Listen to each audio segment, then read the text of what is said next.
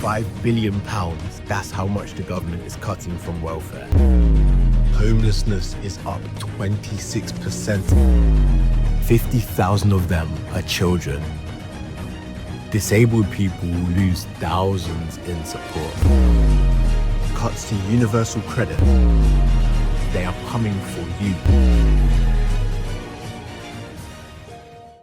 £5 billion, that's how much the government is cutting from welfare. They say it's about fiscal responsibility, but in reality, 250,000 people, and 50,000 of them are children. They're being pushed into poverty. Disabled people will lose thousands in support, and carers will struggle to provide for their loved ones. At this point, it isn't even just a policy, it's a betrayal. And these are the most vulnerable people that we're talking about. Today, we're exposing the truth behind these brutal cuts. £3,500 poorer. Yep. Why should anyone trust him again? Now, what actually are the cuts? The Chancellor's new plan means stricter eligibility for disability benefits, cuts to universal credit, and reductions in support for carers. This means 3.2 million families will receive £1,720 less per year. 800,000 disabled people could lose £4,500 annually.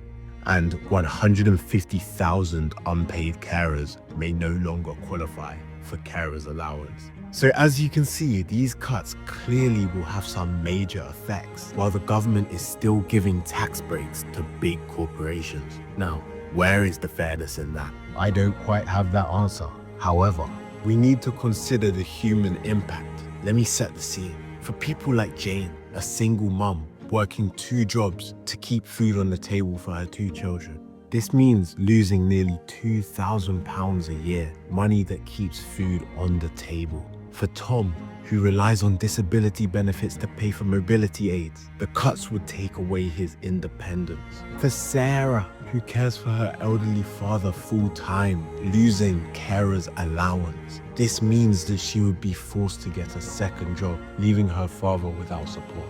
These are the essential benefits that our country relies on.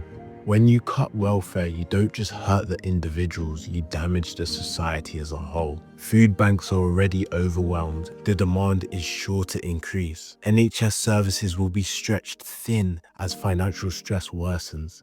And our NHS is already struggling, crumbling from within. Also, homelessness is up 26% in the last year and is expected to rise.